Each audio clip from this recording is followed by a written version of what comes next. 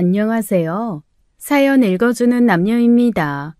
오늘도 와주셔서 감사드리며 그럼 오늘의 사연 바로 시작하겠습니다. 안녕하세요. 저는 경기도에 살고 있는 50대 중반의 여성입니다. 저는 젊어서 결혼 후 평범한 전업주부로 살아왔어요. 결혼한 지 30해가 넘도록요. 제 남편은 참 무뚝뚝한 사람이에요. 딸에게도 살갑기는커녕 매정할 정도로 차갑기만 하고요. 하지만 평생 가족을 위해 일을 쉬지 않고 하고 있으니 저는 언제나 남편에게 감사한 마음을 가지고 살아왔죠. 저도 제자리에서 최선을 다했고요. 그런데 제가 속았습니다. 아주 단단히 속았어요. 가족이라는 것들이 어찌 이렇게 금수만도 못한 짓을 제게 했는지 억장이 무너질 정도였습니다. 어느 날 찢어진 단 한 장의 종이로 인해 제 30여 년 결혼 인생이 모두 거짓이란 걸 알게 됐어요. 남편은 물론 시부모까지 다들 짜고서는 저를 철저하게 속여왔죠. 제 남편은 공구 도매상을 하고 있었어요. 그래서 작은 사무실과 물건을 쌓아두는 창고를 하나 가지고 있죠.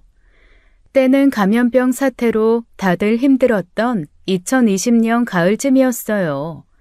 그날 근처에서 볼일을 보고 시간이 남아 남편 사무실에 잠시 들렸습니다.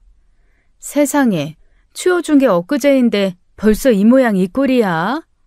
남편 사무실은 정말 돼지우리 그 자체더라고요. 30년을 잔소리를 해도 정리라고는 할 줄 모르는 남편이었죠. 제가 급하게 대충 정리를 해주며 청소를 했는데요. 책상 밑에 떨어져 있는 종이들 중 하나가 눈에 띄었습니다. 보니까 은행 입출금 내역을 프린트한 종이였습니다. 반쯤 찢어져 있었죠. 이런 개인정보가 담긴 종이류조차 제대로 챙기지 못하는 남편에게 한숨이 나왔어요. 제가 챙겨서 한쪽으로 치우려는데 꽤 큰 금액을 이체한 내역이 보였습니다. 5천만 원쯤이었는데요. 종이가 찢어져 받는 사람 이름은 잘 안 보였죠. 성이 한씨라는 것만 보였어요. 그때 남편이 창고에서 사무실로 들어왔습니다. 누구한테 이렇게 큰 돈을 보냈대? 최근이네? 거래처에 돈 보낸 거야. 거래처? 거래처 어디? 이렇게 큰 돈을 보낼 곳이 어딨어? 요즘 장사도 잘 안 된다면서. 그리고 보니까 개인 통장인데 왜 사업용 통장으로 안 하고? 아유, 깜빡했어. 그냥 돈 들어있는 통장에서 이체한 거야. 그래? 거래처 누구? 뭘 일하는 걸 그렇게 꼬치꼬치게 물어. 한 사장한테 돈 보낸 거야. 그라인더랑 유아펌프 대금으로. 지금 가지고 있는 물건들도 안 팔리는 판에 무슨 물건을 또 들여. 그것도 이것 봐. 5천이 넘어. 나한테 한마디 상의도 없이 어떻게 이렇게 큰 돈을 써? 그리고 한 사장님? 한 사장님 작년에 사업 정리했다며. 다시 시작하셨어, 땡땡구에서. 어이가 없네. 달에 얼마나 번다고 물건을 수천 단위로 구입한대? 그래, 그럼 구입한 물건들은 어디 있어? 당신 설마 또 사고 치는 거야? 아이쿠 참, 물건들 아직 안 왔지. 그리고 새 물건이 있어야 장사가 되는 거지. 녹슬고 낡은 거 가지고 있으면 팔리겠어? 바빠 죽겠는데 왜 와서 방해야? 가! 물건 오면 나 보여줘. 뭔 대단한 물건을 5천이나 주고 샀는지 좀 보자. 제가 이렇게 남편에게 집요하게 물어본 데는 이유가 있어요. 남편이 10여 년 전 도박으로 사고를 친 전적이 있거든요. 돈 많이 날렸죠. 그때 중내산에 이혼 한 해 만에 난리도 아니었습니다. 남편이 한 번만 믿어달라고 싹싹 빌기도 했고요. 딸도 곧 결혼할 시기라 정말 간장 한 사발 마시는 심정으로 딱 용서해줬어요. 한 번 기회를 준 거죠. 남편이 그 뒤로 또 도박은 안 했어요. 하지만 사람 일 혹시 모르는 거잖아요. 그래서 이렇게 주기적으로 감시를 하곤 합니다. 사실 좀 찜찜한 기분이 들어 계속 물었던 것도 있어요. 이때까지는 전혀 몰랐죠. 이게 우리 집은 물론 시댁까지 완전히 박살이 날 큰 사건의 시작이라는 것을요. 그리고 일주일쯤 지났어요. 주말이었는데요. 집 근처 금은방에서 팔찌를 수리하고 집으로 가는 길이었어요. 길에서 우연하게 한 사장님을 만난 거예요. 일주일 전에 남편이 말했던 그분이요. 한 사장님! 아유, 안녕하세요. 이런 곳에서 다 뵙네요. 잘 지내셨죠? 네, 땡땡구에서 장사 다시 시작하셨다면서요? 제가 소식이 늦어 화환도 못 보냈네요. 네? 다른 분하고 착각하신 거 아니신가요? 저 작년에 폐업했습니다. 저 요즘 공사장 나갑니다. 공방이래요. 공사장이요? 네, 그렇게 됐네요. 전에 하던 그 가게가 적자가 심해서 빚만 잔뜩 지고는 때려쳤잖아요. 요즘은 일당직이 몸은 고돼도 마음만은 편합니다. 적어도 일 없다고 적자 보는 건 아니잖아요. 한 사장님과 적당히 안부를 묻고는 헤어졌어요. 속에서 열불이 나더라고요. 남편이 한 사장에게 거래 대금을 보냈다는 건 새빨간 거짓말이었어요. 5천만 원이라는 큰돈을 쓰면서 거짓말을 할 정도라면 뭔가 엄청나게 구린 짓을 하는 게 분명했죠. 또 도박을 하나 했습니다. 한 사장과 헤어지고 바로 남편에게 전화를 걸었어요. 주말이라 집에 있는 인간이 전화도 안 받더라고요. 열받아서 바로 집으로 날아가듯 달려갔습니다. 최상호, 너 왜 전화를 안 받아? 이 인간이? 은서야, 너 언제 왔어? 집 문을 열자마자 남편에게 쏟아 부으려고 소리를 질렀는데요. 남편은 태연하게 소파에 반쯤 엎어져서는 텔레비전을 보고 있더군요. 집에는 생각지도 못한 딸이 찾아와 있었어요. 핸드폰 안방에 둬서 몰랐지. 왜 소리를 질러? 전화했었어? 은서야, 너 웬일이야? 연락도 없이. 김서방은? 지훈 씨는 가게에 일이 많아서 나 혼자 왔어. 오랜만에 놀러온 딸에게 부부싸움 하는 모습을 보이고 싶지는 않았습니다. 무엇보다 딸의 얼굴이 심상치 않은 게 뭔가 할 말이 있는 게 분명했어요. 남편이 제게 한 거짓말은 딸이 집에 가면 터뜨리기로 하고 잠시 화를 억눌렀죠. 밥은 먹었어? 점심 늦게 먹어서 괜찮아. 때 되면 그냥 먹는 거야. 한술 떠. 급히 저녁상을 차려 딸을 식탁에 앉혔습니다. 얄미운 남편은 순식간에 식사를 마치고는 또 거실 소파에 앉아 뉴스를 보더군요. 왜 이렇게 못 먹어? 입맛이 없어서. 딸은 젓가락을 들고만 있을 뿐 한 숟갈도 뜨지 못했습니다. 무슨 일 있어? 무슨 일은 없어. 말해봐. 무슨 일 있다고 얼굴에 다 쓰여 있어. 그게 사실 요즘 가게가 정말 힘들어, 엄마. 감염병 사태 터지고부터 매출이 반도 안 나와. 직원들도 다 내보냈고 요즘은 가게 월세도 밀리고 식자재 주류 대금도 못 내고 있어. 지훈 씨가 혼자 밤새 고군분투 하고 있긴 한데 더는 못 버틸 것 같아. 딸의 말이 끝나자마자 아이러니하게도 남편이 보고 있는 뉴스에서는 감염병 사태 때문에 줄도산하고 있는 자영업자들 이야기가 나오고 있었습니다. 유명 연예인을 운영하는 식당도 폐업을 하고 있다더군요. 나라에서 모이지를 못하게 하니 먹을 거 장사하는 사람들이 어떻게 버티겠어. 진작 엄마한테 말을 하지 그랬어. 장사 잘 되냐고 물어보면 괜찮다고만 하고는. 지훈 씨가 말하지 말라고 해서 여기 온 것도 지훈 씨한테는 말하지 않고 온 거야. 알면 난리 칠 테니까. 잘 왔어. 왜 혼자 속을 끓이긴. 그새 얼굴이 반토막이 됐네. 제 딸이 왜 저를 찾아오지 않았는지 저는 알고 있었습니다. 딸은 자존심이 강한 아이였어요. 대학도 혼자 장학금 받고 아르바이트를 하면서 해결을 했죠. 결혼도 자기가 번 돈으로 했습니다. 집에서 1원 한 장 가져간 적이 없어요. 남에게 손 내미는 걸 무척이나 싫어했거든요. 자기 부모인 저에게조차도요.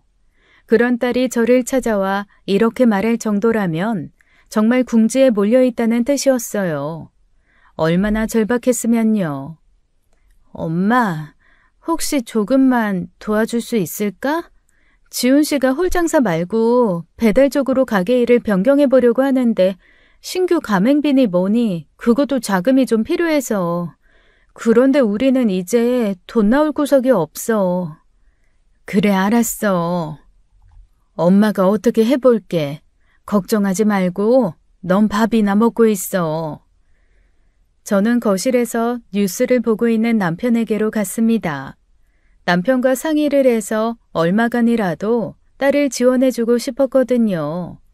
뉴스에서 들어보니 감염병 사태로 식당들 홀장사는 다 망했지만 배달 장사는 오히려 호황이라는 소리를 듣기도 했고요.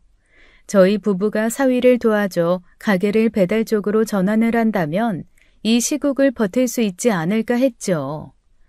여보, 은선의 가게가 많이 어렵대. 알잖아. 지금 감염병 사태로 자영업자들 다 죽어나가는 거. 그래서는 뭐가 그래서야. 이번에 적금만기 돌아오는 것도 있고 그걸로. 그 돈을 주라고? 야, 최은서, 김서방은 고작 그 돈도 없냐? 네 시부모는 뭐하고 우리한테 와서 손을 벌려? 당신도 참. 사돈분들 형편 어려운 거 다 알면서. 아빠, 저희가 정말 간절해서 그래요. 딱 한 번만 도와주시면 반드시 갚을게요. 지금 집합 금지 때문에 홀장사를 못해서 이번에 배달 장사로 좀 바꾸려고 하는데 그것도 초기 자금이 좀 필요해서요. 아빠, 부탁 좀 드려요. 네? 하지만 남편은 딸의 부탁을 듣고도 도와주기는커녕 오히려 화를 내기 시작했습니다. 어이가 없더군요. 도와주기 싫으면 가만히 있을 것이지 가뜩이나 힘든 애한테 말이에요. 대체 김서방 그놈은 뭐하는 거야? 뭐하는 놈인데 지 마누라한테 이리저리 돈이나 꿀어다니게 하냐는 말이야. 능력 없고 돈 없으면 장사 접고 공장에나 들어갈 곳이지 뭔 놈의 장사야. 나 돈 없다. 내 돈으로 사장놀이 할 생각이라면 꿈 깨라. 당신은 뭔 말을 그렇게 해? 어디 하루아침에 가게 문 닫는 게 말처럼 쉬워? 임대기간도 남았고. 지금 당신 이러는 거 울고 싶은 사람 뺨 때리는 격이라고. 그러니까 애당초 능력도 안 되는 놈이 왜 장사를 하겠다고 설치긴. 택배 상하차 같은 거라도 해서 식구들 먹여 살릴 생각을 해야지. 이게 어디가 김서방 탓이야. 세계적으로 지금 난리가 난 건데. 저와 남편의 언성이 높아지자 딸은 고개를 숙인 채 말도 못하더라고요. 얼마나 속이 상하겠습니까? 친정에 와서 아쉬운 소리를 하는 게요. 하지만 남편은 아랑곳하지도 않았어요. 급기야 딸에게 전화를 걸어 사위를 불러오라고 했죠. 김서방은 몰라. 내가 은행 다니다가 대출 안 나와서 엄마한테 부탁 좀 해보려고 온 거야. 됐다. 김서방 부르라고. 대체 장사를 어떻게 하길래 이 지경이야? 지 안 사람이 돈이나 꿀어다니게 하고. 지금 일하고 있다는 사람을 왜 불러? 가게 문 닫고 달려오라는 거야? 됐어. 그리고 불러서 뭐 하려고? 제가 남편을 간신히 말렸습니다. 돈 빌려줄 생각도 없는 양반이 사위를 불러서 뭐 하려고요? 남편은 속이 터진다며 담배를 태우러 집을 나갔어요. 울지 마. 엄마가 좀 도와줄 수 있으니까 걱정하지 말고. 집으로 돌아간다는 딸에게 이것저것 반찬을 싸주었습니다. 남편은 담배를 다 태우고 집으로 들어오더군요.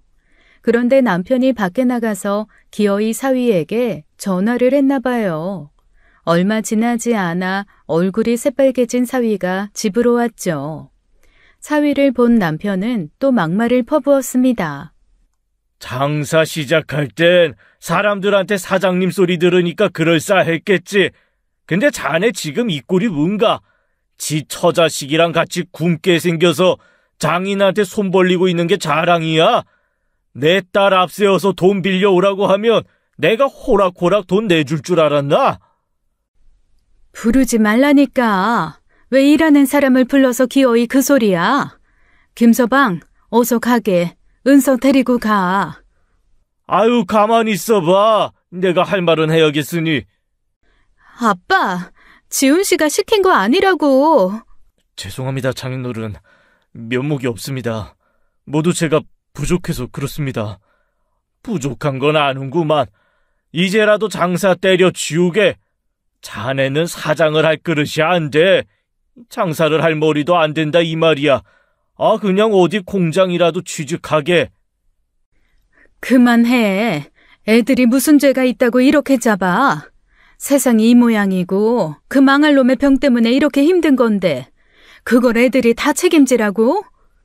제 말에 사위는 결국 아무 말 못하고 고개만 숙였습니다. 보아하니 간신히 눈물을 참는 듯 보였어요. 처가에 와서 저런 소리를 들으니 분하고 속상했겠죠. 그 모습에 딸이 결국 참지 못하고 소리쳤습니다. 우리 진짜 죽을 만큼 노력했어. 그런데 너무 힘들어서 겨우겨우 용기 내서 찾아와서 말한 거야. 부탁한 거라고. 근데 이게 뭐야? 돈 빌려주기 싫으면 빌려주지 마. 그렇다고 이렇게까지 창피 주고 이렇게까지 모욕해야 아빠 속이 시원해? 부탁? 그게 부탁이냐 협박이지? 나 이렇게 힘드니 돈 내놓으라고 협박하는 거 아니야? 나 그런 거 안 통한다. 그렇게 살 거면 더는 우리 집 문턱 넘지 마라. 남편은 원래 딸에게 엄했습니다. 아니 냉정하다고 표현하는 게 더 맞겠네요. 남편은 처음부터 아들을 원했거든요. 결혼 초부터 아들을 낳자고 노래를 부르던 양반이었죠. 남편이 3대 독자였거든요. 하지만 낳고 보니 딸이었습니다. 남편이 실망을 했나 봐요. 딸이 돌이 되기 전부터 아들이 아니라고 한 번을 안아주지도 않았으니까요. 그래서 둘째를 가지려 무던히 노력했지만 잘 되지 않았죠. 하지만 이런 상황에서까지 이렇게 냉정할 줄은 몰랐어요. 됐어. 우리가 알아서 할게. 다시는 이런 일로 부탁 안 해. 아빠 미안해요. 됐지? 우리 갈게. 그렇게 말하고는 딸은 사위를 끌고 집을 나갔습니다. 남편은 그렇게 집을 나간 딸이 버릇없다고 또 한 소리를 해댔어요. 싸가지 없는 것. 미안해요 됐지? 당신이 오냐 키우니 애가 저렇게 싸가지가 없잖아. 그렇게까지 해야 했어? 돈 빌려주기 싫으면 말이라도 곱게 할 순 없었냐고. 우리가 돈이 없는 것도 아니잖아. 노후자금까지 탈탈 털어서 도와주자는 것도 아닌데 그렇게 반대를 할 일이야? 한 번 주면 조금만 힘들어도 또 달라고 찾아올 거야. 애초에 싹을 잘라야 한다고 난 그 선을 지킨 거야. 당신 딸이야. 은서가 어디 힘들다고 티내는 애였어? 나 은서가 저렇게 부탁하는 거 태어나서 처음 본다. 얼마나 절박했으면 그랬겠어. 겨우겨우 살아보겠다고 손 내민 아이한테 그런 식으로 말하고 싶니? 출가 외인이야. 시집 갔으면 그 집 식구지 우리 식구 아니야. 이제는 지들 살 길 지들이 찾아야지. 내가 왜 거기 돈을 써? 그리고 김서방 그놈도 웃긴 놈이네. 어디 처가에 와서 손을 벌려. 참나. 당신 말 잘했네. 그러는 당신이야말로 내 친정에 매번 손 벌리지 않았어? 우리 집에서 당신 도와준 게 대체 몇 번이야? 안 그래? 말이 나와서 말인데 당신 5천 어디 쓴 거야? 그것부터 말해봐. 말했잖아 한 사장한테. 어디서 입에 침도 안 바르고 거짓말을 해? 한 사장? 한 사장? 한 사장님한테 당장 전화해봐. 내가 물어보게. 그런 걸로 무슨 전화를? 못하겠지? 내가 오늘 누구 만나고 집에 온 줄 알아? 한 사장이야, 이 사람아. 뭐 한 사장한테 돈을 보내? 그분 지금 공사장에서 돌 나른다더라. 어디서 눈 하나 깜빡 안 하고 거짓말을 해? 당장 말해. 그 돈 어디에 썼어? 그게 일하는데 썼어. 무슨 일? 아이, 왜 일하는데 자금 돌아가는 걸 하나하나 간섭을 해? 말하면 알아? 당연히 우리 엄마 돈이 당신 가게에 들어갔으니 간섭을 하지. 됐고 5천만 원 송금한 은행 까봐. 누구한테 보냈는지 내가 직접 볼 테니까. 그만 좀 해. 지금 내가 은서 안 도와줬다고 이러는 거야? 아니, 당신 문제 얘기하는 거잖아. 이씨, 바가지도 적당히 긁어. 그러더니 남편은 점퍼를 입고는 집을 나가버렸습니다. 쥐가 불리해지자 주랭랑을 친 거였어요. 저는 5천만 원 어디에 썼는지 제대로 말 못하면 집에 들어오지 말라고 남편 뒤통수에 대고 소리쳤죠. 그날 밤 저는 거의 뜬 눈으로 밤을 보냈습니다. 남편은 남편대로 뭔가 사고를 치고 있었고 딸 부부는 그 이상한 전염병 때문에 가게 말아먹고 있었으니 제 속이 말이 아니었죠. 다음 날 아침 저는 딸 은서에게 연락을 했습니다. 김서방 가게 근처 카페에서 딸을 만났어요. 이거 5천이야. 엄마, 이걸 어떻게 마련했어? 적금 깬 거야. 엄마한텐 급한 돈 아니니까 니들 써. 엄마, 미안해. 너무 미안해. 이런 모습 말고 잘 사는 모습 보여줘야 하는데. 미안해 하지 마. 엄마가 줄 수 있어서 주는 거야. 이 돈으로 숨 좀 돌리고 다시 시작해. 갚으라는 말 안 할게. 네가 행복하게 사는 게 갚는 거야. 제 말에 딸은 결국 눈물을 뚝뚝 흘리더군요.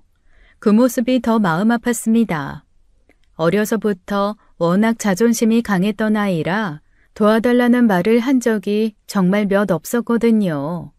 그저 어서 이 사태가 진정되어 딸 부부가 다시 잘 살기만을 바랄 뿐이었죠. 그날 이후 남편은 집으로 들어오지 않았습니다. 이유야 뻔했어요. 집에 들어오면 5천만 원을 어디에 썼는지 밝혀야 했으니까요. 그렇게 2주 정도가 흘러간 것 같아요. 어느 날 병원에서 연락이 왔습니다. 시아버지 건강검진 결과를 들으러 내원하라는 연락이었어요. 남편과 싸웠지만 며느리 된 도리는 해야 했죠. 제가 언제나 시아버지를 모시고 병원을 다녔었거든요. 그리고 그곳에서 저는 충격적인 이야기를 들었습니다. 바로 시아버지의 암 소식이었어요. 시아버지께서는 이전에도 위암으로 고생을 하셨는데요. 수술로 어느 정도 회복이 되었죠. 그런데 이번에 재발이 되면서 복막으로 전이가 되었더군요. 말기 암이었습니다. 의사가 덤덤하게 3개월 남았다는 시한부 선고를 하더군요. 이 소식에 잠적해 있던 남편이 한달음에 달려왔어요. 병원에서 오열을 했죠. 남편은 굉장한 효자였습니다. 시아버지께서 처음에 위암에 걸리셨을 때 있었던 일인데요. 항암을 하셔야 하는데 간 수치가 워낙 높아서 쓸 수 있는 항암제가 별로 없었어요. 그러자 제 남편이 그렇다면 자기 간을 줄 테니 간 이식을 먼저 하자고 했던 사람입니다. 물론 할 수는 없었지만요. 이 정도로 남편은 효자였어요. 그러니 자기 아버지의 말기암 소식에 병원이 떠나가라 오열을 했죠. 시아버지께서는 결국 호스피스 병동으로 이동하였습니다. 그제야 시아버지께서도 자신의 암 사실을 알게 되셨어요. 자신의 삶이 얼마 안 남았다는 것을 알게 된 시아버지는요. 갑자기 주변 사람들에게 화를 엄청 내셨죠. 아이, 위암 수술하고 술도 안 마셔. 고기도 많이 안 먹어. 이런 씨부렁. 그놈의 막걸리도 못 마시게 하더니. 그래서 이게 뭐냐? 어차피 또 걸려 돼질 거. 그동안 먹고 싶은 거나 실컷 먹게 두던가. 이런 제기랄. 당신 뭐여? 이게 뭐냐고. 시아버지께서 이전에 암투병을 하셨기에 시어머니께서 그 이후에는 특히 식사에 신경을 쓰셨습니다. 그런데 그런 음식 제한에도 불구하고 암이 다시 발병을 하자 시아버지께서 분노를 하신 거였어요. 그리고는 다음 비난의 대상은 남편이었죠. 넌 뭐냐? 어? 3대 독자라고 우냐 하고 싶은 거 다 해주면서 키워줬더니 네 대에서 쑥하니 대가 끊기냐? 어? 이 빌어먹을 놈아. 이 애비 평생 소원인 손자놈 한번 보겠다는 그 소원. 아, 그게 그렇게 어렵냐? 그걸 그렇게 들어주는 게 어려웠어? 나는 이제 죽어서도 죄인이다. 내가 저승에 가서 조상님들을 어떻게 뵙냐? 어? 말해봐라, 이 썩을 놈아. 아이, 아버지, 그게 죄송합니다. 죄송합니다, 아버지. 그리고 마지막은 저였습니다. 영주, 너 말해봐라. 우리 집안에 들어와서 이렇게 대를 잘라놓으니까 네 속이 아주 시원하냐? 그래놓고 사돈네에 그 잘난 돈 좀 있다고 아주 기세가 등등했지? 어? 이 못된 년, 아들도 못 낳는 년, 내가 진작에 너부터 갈아치워야 했다. 그만해요. 영주가 당신한테 얼마나 잘했는데.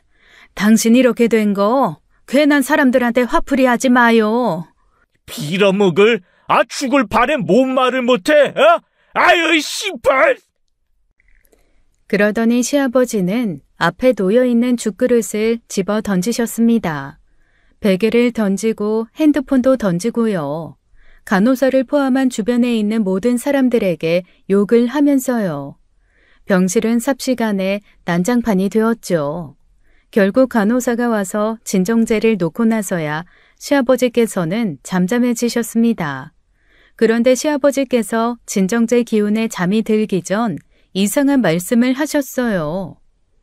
상우야, 네 아버지, 그 여자 찾아봐라. 네?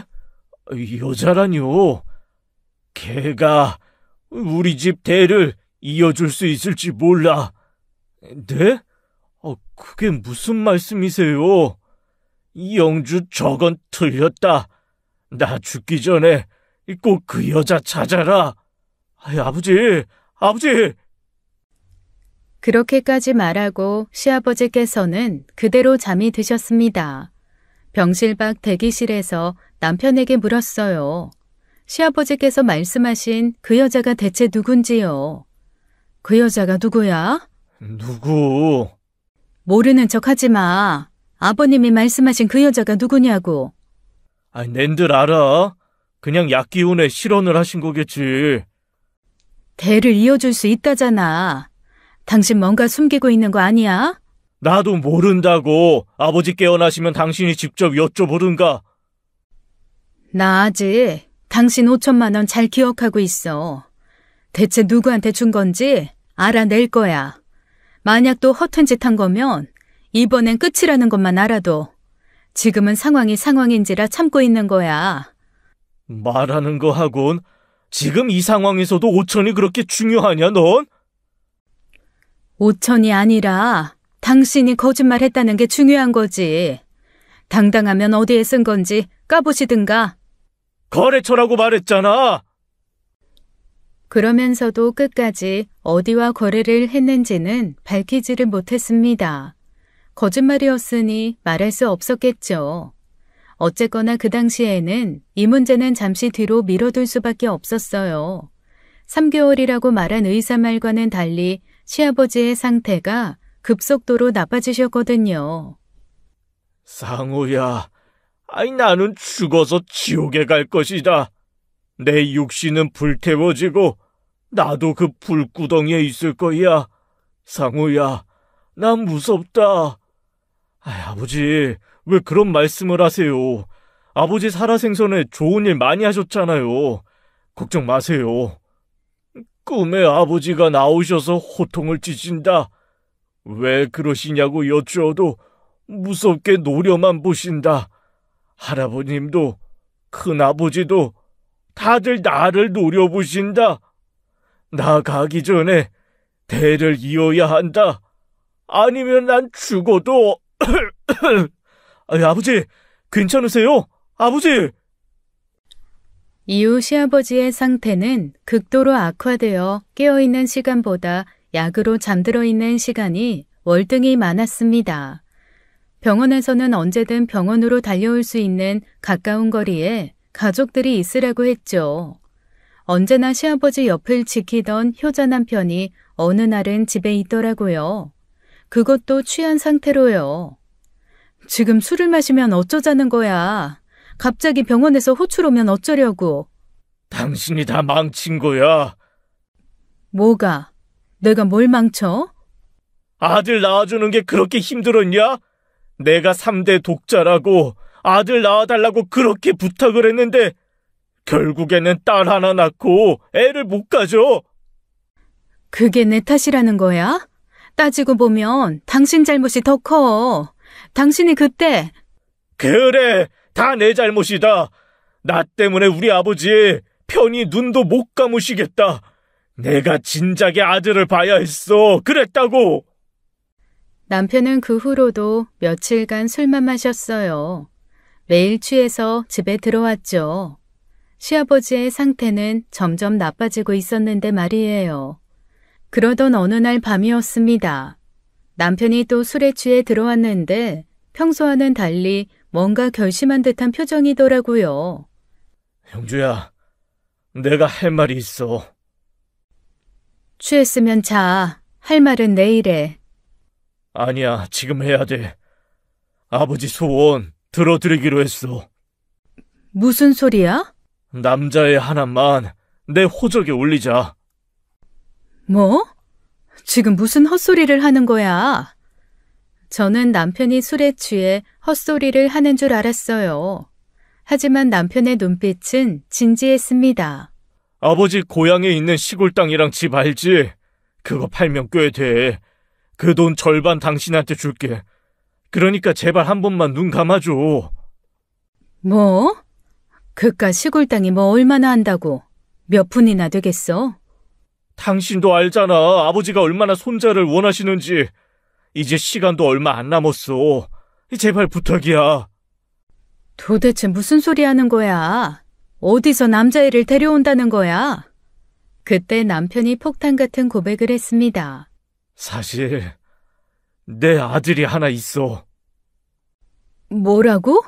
밖에 아들이 하나 있다고. 그 애를 호적에 올리자는 거야. 순간 머리가 하얘지더라고요. 30년을 함께 산 남편에게 숨겨둔 아들이 있다니요. 당신, 지금 제정신이야? 미안해. 정말 미안해. 하지만 아버지 소원이야. 대를 이을 손자를 보고 싶어 하시잖아. 그래서 당신 숨겨둔 아들을 내가 받아들이라고? 시아버지 유산 절반을 줄게. 그 정도면 충분하지 않아? 충분하다고? 30년을 속이고 살았는데? 하지만 이혼하면 아버지 유산 당연히 줄 수 없어. 당신이 선택해. 이혼할 건지 아니면 그냥 애 하나 받아들일 건지. 나와 함께 살아줬으니 감사함에 그나마 기회를 주는 거야. 기회? 기회라고? 이거 미친놈 아니야? 남편은 완전히 미쳐 있었어요. 효자라는 타이틀에 눈이 멀어서 아버지 소원을 위해 이혼까지 불사하겠다는 거였죠. 이혼하자. 뭐? 이혼하자고 이 정신병자야. 정말로? 그래. 당신이 원하는 대로 해줄게. 이혼하자고. 걔를 호적에 올리든 말든 네가 알아서 해. 알겠어. 뭐 위자료는 넉넉히 줄게. 위자료? 웃기네. 그것만으로 끝날 것 같아? 남편은 제가 순순히 이혼에 응할 줄 알았나 봐요. 하지만 저는 그렇게 만만한 사람이 아니었습니다. 30년 결혼 생활이 이렇게 끝난다니요. 그것도 남편의 숨겨둔 아들 때문에 말이죠. 나 당신하고 결혼 생활이 30년이 넘었어. 재산 절반은 당연히 내 거야. 그래, 알았어. 그건 당연하지. 그리고 우리 엄마가 당신 사업 어려울 때 도와준 돈 있잖아. 그것도 다 갚아. 이자까지 붙여서. 뭐? 아이, 그건 장모님이 도와주신 거잖아. 도와준 게 아니라 빌려준 거야. 당신이 갚겠다고 약속했잖아. 그때는 감사해서 그냥 한 말이었는데. 그때는 뭐? 감사함에? 나 그거 받을 생각 없었는데 이제는 다 받을 거야. 제가 이렇게 나오자 남편의 표정이 굳어지더라고요. 그리고 30년 동안 나 속인 거에 대한 위자료도 따로 받을 거야. 위자료는 내가 챙겨줄 테니까. 아니, 법적으로 따져서 법원에서 책정한 금액으로 받을 거야. 속인 기간이 어마무시하니까 아마 1억은 되지 않겠어? 뭐? 1억? 뭘 그렇게 놀라? 아직 안 끝났어. 그리고 그 여자 있잖아. 당신 상간녀. 그 여자한테 흘러간 우리 집 돈도 다 찾을 거야. 그건 또 무슨 소리야? 당신이 그 여자한테 돈 보냈잖아. 5천만 원도 그 여자한테 간 거 아니야? 그동안 얼마나 퍼졌는지 내가 하나하나 다 파헤칠 거야.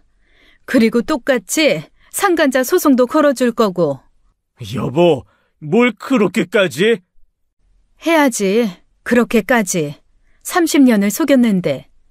두고 봐. 내가 당신 알거지로 만들 거야.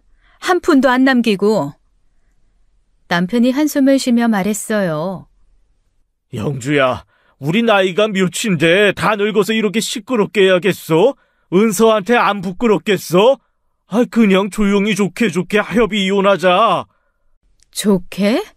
언제부터 당신이 당신 딸을 챙겼다고 그래? 나 좋게 못 끝내. 당신이 30년 동안 거짓말하고 살았는데? 제발 부탁이다. 조용히 끝내자.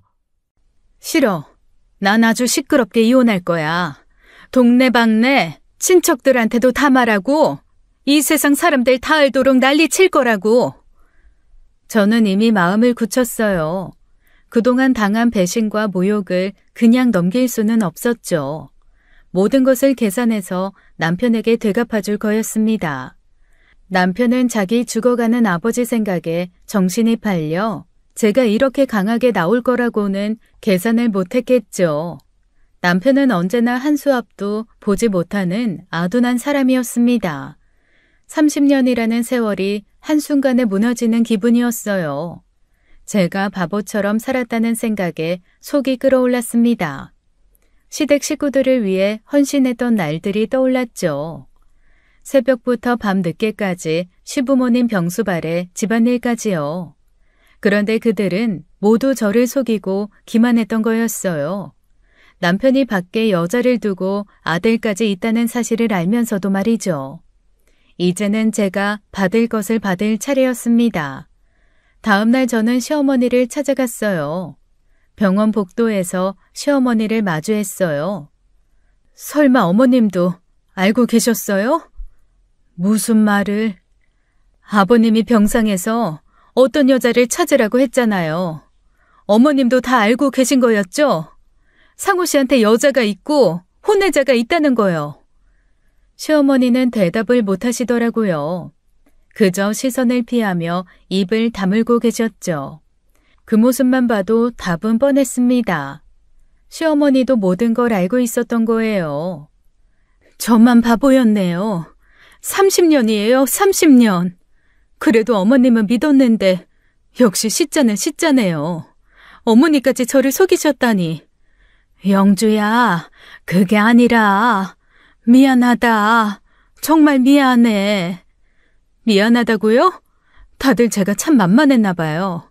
시부모 모시고 살림하고 그렇게 살았는데 제가 있는데도 대놓고 혼외자 얘기 꺼내면서 데리고 오라는 아버님이나 그걸 다 알면서도 30년 동안 입 다물고 계신 어머님이나 적어도 어머니한테 이런 배신당할 줄은 몰랐어요.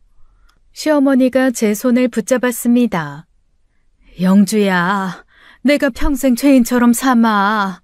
너한테 평생 죄값 치르면서 살 테니 그 애만 받아다오. 아직도 그 애 이야기시네요. 이 와중에. 그래, 내가 잘못했어. 다 내 잘못이야. 하지만 사는 게 원래 다 그런 거야. 남자들은 원래 바람도 피우고 내 새끼 아니어도 품어주면서 살고 그렇게 사는 거야. 그냥 한 번만 눈 감아줘. 네 시아버지 돌아가시기 전에 소원 한번 들어드리자. 저 양반 얼마나 살겠니?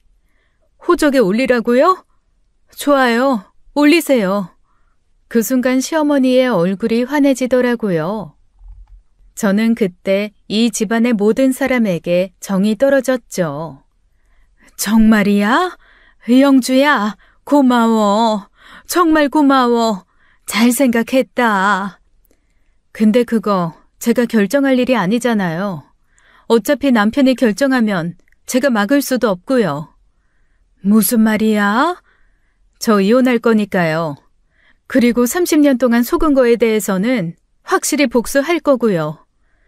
영주야, 그러지 마. 마지막으로 확인하러 온 거예요. 어디까지 복수해야 하나. 영주야, 제발, 영주야. 시어머니가 제 팔을 붙잡았지만 저는 차갑게 돌아섰습니다. 시어머니의 애원하는 목소리를 뒤로하고 병원을 나왔어요. 이제 저에게 시어머니는 더 이상 가족이 아니었습니다. 30년을 함께했지만 그 세월이 모두 거짓이었다는 걸 알게 된 순간이었죠. 이제 소송을 하려면 상간녀가 누구인지 확실히 알아야 했어요. 흥신소를 찾아갔습니다. 남편이 5천만 원을 보낸 사람이 상간녀일 거라 저는 확신했죠. 남편 사무실에서 찾았던 그 찢어진 입출금 내역을 주며 찾아달라고 부탁했어요. 2주일이 지났습니다. 흥신소에서 연락이 왔어요. 상간녀의 이름과 주소를 알아냈다고요. 멀리 살고 있지도 않았습니다. 바로 옆 동네 낡은 빌라 지하에 산다더군요. 그런데 그 이름을 듣는 순간 저는 심장이 멈추는 줄 알았습니다. 설마 했어요. 떨리는 다리를 겨우 움직이며 그 주소로 찾아갔습니다. 낡은 빌라 지하 초인종을 눌렀어요. 문이 열리고 누추한 몰골의 여자가 나왔습니다. 한영미, 제 언니였어요. 영주야. 언니. 35년 만이었어요. 저의 배다른 언니 한영미. 24세 집을 나가 사라진 언니였죠. 언니가 여기 있었구나. 어떻게 찾아왔어? 어떻게 찾긴 내가 찾았지. 내 남편 상간녀 그 여자가 언니였다니. 언니의 얼굴이 굳어지더라고요. 알았구나. 최상우 혼외자가 35살이더라. 그러면 내가 결혼하고 언니가 바로 임신한 거네. 참 웃기다. 어떻게 그럴 수가 있어? 동생 남편하고. 동생 남편? 야, 한영주. 상우 오빠는 원래 내 남자였어. 뭐? 상우 오빠는 원래 내가 먼저 만났다고. 네가 끼어들어서 결혼한 거지. 돈 좀 있다고. 지금 무슨 소리를. 난 언니가 최상우 만나는 것도 몰랐어. 상우 오빠 아버지가 반대했으니까 35년 전에 상우 오빠 아버님이 나한테 돈 줬어. 뱃속에 애 지우고 사라지라고. 대단하신 한씨 집안 첫째 딸 돈이 필요했으니까. 근데 난 안 지웠지. 낳았어. 내 아들 서준이. 최서준 35살. 제 딸보다 3살이 많았던 남편의 혼외자였죠. 시아버지가 찾는 그 남편의 아들이요. 이제 내 자리 찾을 거야. 자리? 그래. 내가 원래 본처니까 아들도 내가 낳았고 네가 첩이지. 딸 하나 딸랑 낳은 첩년. 언니 미쳤구나. 3대 독재 집안에 아들 낳아줬으면 내가 본처지. 아니야? 왜 내가 35년을 숨어 살아야 돼? 상우 오빠 아버지도 이제 죽어가시잖아. 무엇보다 이제는 내 아들을 찾는다잖아. 이제는 내 차례야. 그 자리가 그렇게 탐나? 당연하지. 내 자리니까. 그래, 가져. 다 가져. 진짜? 최상호도 가지고 최가 며느리 자리도 가져. 난 이제 그 자리 버릴 테니까. 저는 언니의 뺨을 힘껏 때렸어요. 짝소리가 지하 복도에 울렸죠. 너 인연이 35년 회우치곤 참 씁쓸하네. 이건 내 남편이랑 붙어먹은 죄야. 그리고 저는 또 언니의 뺨을 힘껏 때렸습니다. 그리고 이건 35년 전에 우리 엄마 군부치 다 가지고 도망간 죄. 영미 언니는 부어오르는 자리뺨을 만지며 저를 노려보았습니다. 저도 그 모습을 노려보다가 그 자리를 떠났죠. 그 다음날 바로 변호사를 찾아갔어요. 가장 먼저 시아버지를 상대로 대여금 반환 청구 소송을 시작했습니다. 소장이 나가자마자 집안이 발칵 뒤집혔죠. 남편이 헐레벌떡 찾아왔어요. 손에 소장을 들고 말이죠. 이게 뭐야? 아버지한테 소송이라니? 너 미쳤어? 미쳐서 달려온 걸 보니 소장 잘 받았네. 대여금 반환 청구? 3억 5천? 이게 대체 무슨 개소리야? 우리 엄마가 시아버지한테 돈 빌려준 거야. 3억 5천. 그것도 30년 전에. 지금도 큰 돈인데 그 당시에 얼마나 큰 돈이었겠어. 뭐? 장모님이? 이게 어디서 거짓말이야? 거짓말? 거짓말로 소장을 어떻게 보내겠니? 증거도 있고. 저는 가방에서 차용증을 꺼내 보여줬어요. 시아버지의 도장이 선명하게 찍혀 있었죠. 이게 뭐야? 아버지 도장이? 30년 전이야. 아버님 사업 완전 망해서 빚더미에 앉았을 때 시아버지가 우리 엄마한테 손 벌렸어. 그런 일이... 당신은 몰랐겠지. 시아버지가 당신한테도 숨겼으니까. 그때의 일이 생생했어요. 제가 둘째를 가지려다 사고가 났었죠.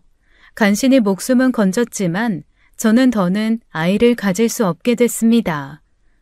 내가 아들 못 낳은 게 미안해서 우리 엄마가 돈 빌려준 거야. 나 그 집에서 구박받으면서 살지 말라고. 우리 엄마가 그 값이라고 하셨어. 참, 그 당시에도 얼마나 어이가 없었는지. 근데 그걸 내가 이렇게 이용하네? 3억 5천을 빌렸다고? 우리 아버지가? 그때 3억 5천이면 지금 집 두세 채 값이었어. 시아버지가 사업자금 급하다고 했거든. 근데 우리 엄마가 참 똑똑해. 그 와중에도 시아버지한테 차용증을 받았거든. 그런데 왜 이제 와서? 엄마가 돌아가시면서 이걸 나한테 상속하셨거든. 영주야, 이건 네 보험이다. 만약 최가에서 너를 버리면 이걸 써라. 엄마 말이 맞았네. 당신들이 날 배신했으니까. 웃기지 마. 35년 전 똥채권. 법적으로 효력도 없어. 어디 해볼 테면 해봐. 맞아요.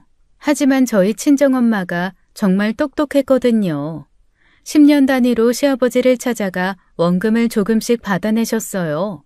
당시에는 저희 집 형편이 어렵다고 거짓말로 원금을 아주 조금씩 받으셨지만 사실 친정엄마가 노린 것은 채권 시효를 연장하는 방법이었습니다.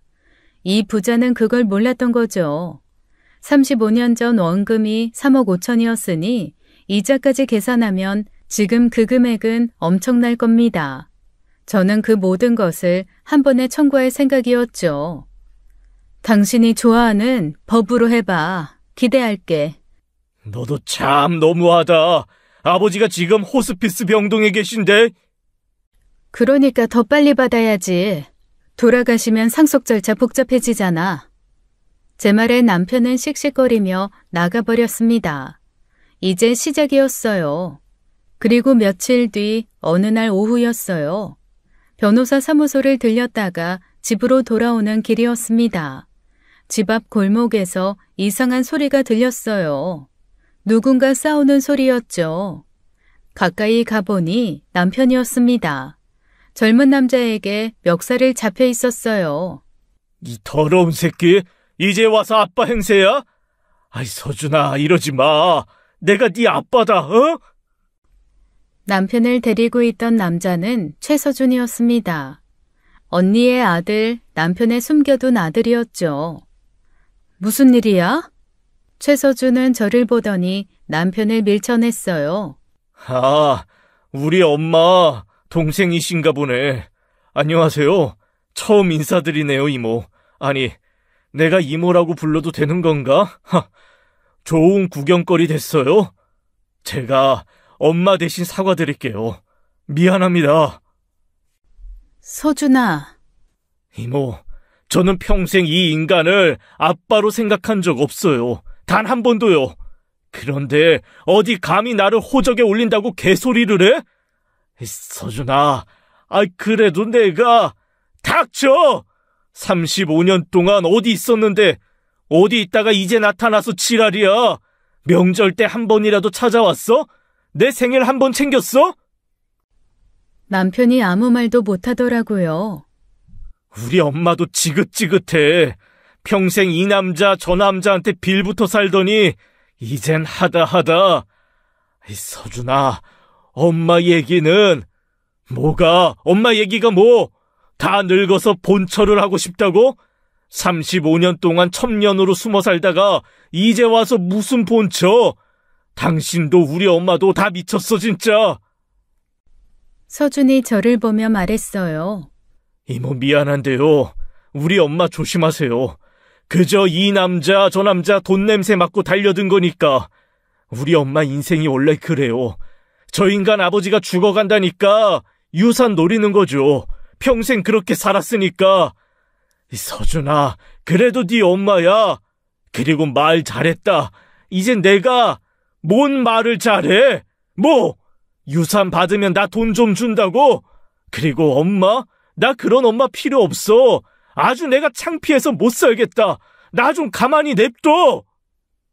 서준이 남편을 노려봤어요. 당신도 마찬가지야. 아빠? 웃기지 마. 씨만 뿌리고 35년 동안 모른 척한 인간이 무슨 아빠? 미안하다. 정말 미안해. 하지만 이제라도 할아버지가 죽어가니까 대이을 손자 필요하니까 이제 와서 찾는 거잖아. 내가 병신이야? 내가 모를 줄 알아? 맞는 말이었어요. 시아버지가 아니었다면 남편은 끝까지 서준이를 찾지 않았을 거예요. 난 최가 사람 아니야. 최소준? 그딴 이름도 필요 없고. 서준아, 다시는 연락하지 마. 엄마한테도 전해요. 나한테 엄마도 아빠도 없다고. 앞으로 내 앞에 또 나타나면 그땐 진짜 폐륜이 뭔지 보여줄 테니까. 그렇게 말하고 서준이는 떠났습니다. 빠른 걸음으로 멀어져 갔죠. 서준아! 남편이 아무리 불러도 서준이는 돌아보지 않았어요. 됐어, 그만해. 내 아들이... 35년 동안 버린 아들이지. 이제 와서 아들이라고? 그래도... 서준이 말이 맞아. 당신은 아빠 자격이 없어. 남편이 바닥에 주저앉았어요. 하지만 불쌍해 보이지도 않았습니다. 동정심도 들지 않았어요. 자업자득이었으니까요. 그날 이후 최서준은 완전히 사라졌어요. 언니도 남편도 찾았지만 흔적도 없었죠. 전화번호도 바꾸고 이사도 간 모양이었습니다. 남편이 원했던 아들, 시아버지가 그토록 보고 싶어 했던 손자, 그렇게 영영 사라져버렸어요. 서준이가 사라지자 남편의 태도가 바뀌었어요. 아들이 없으니 언니를 받아들일 이유도 없었던 거죠. 그 사이 저는 착실히 일을 진행했습니다. 시아버지의 모든 재산에 가압류를 걸었어요. 35년 전 차용증으로 말이죠. 시골 땅, 집, 모든 걸 제 앞으로 넘겼습니다. 변호사가 말하더군요. 차용증이 확실하니 이길 수밖에 없다고요. 이혼 소송도 동시에 진행했어요. 재산 분할로 절반을 받았습니다.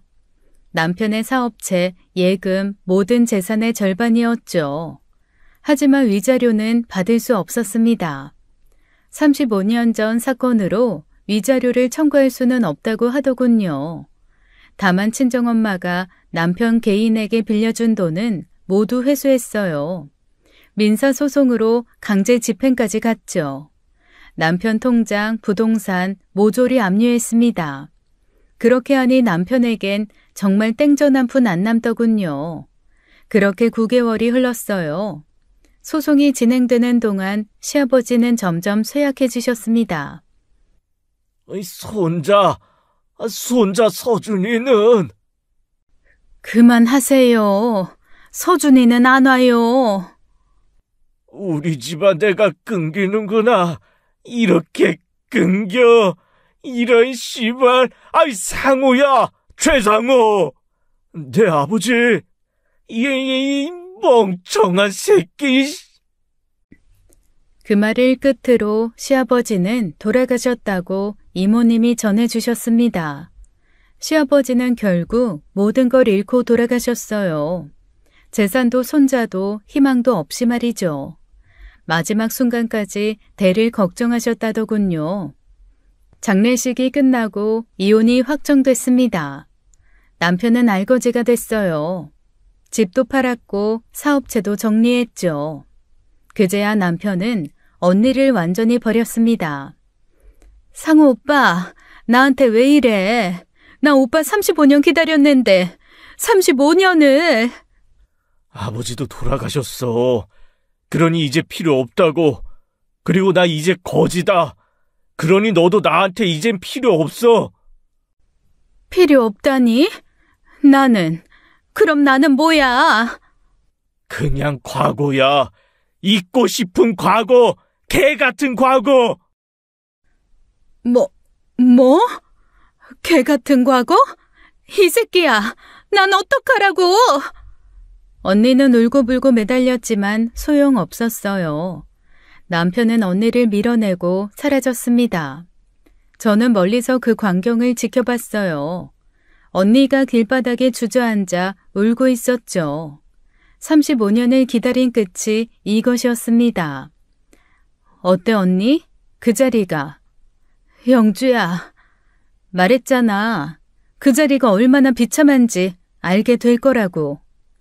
그렇게 모든 게 끝났습니다. 저는 받을 것을 다 받고 새 출발을 했어요.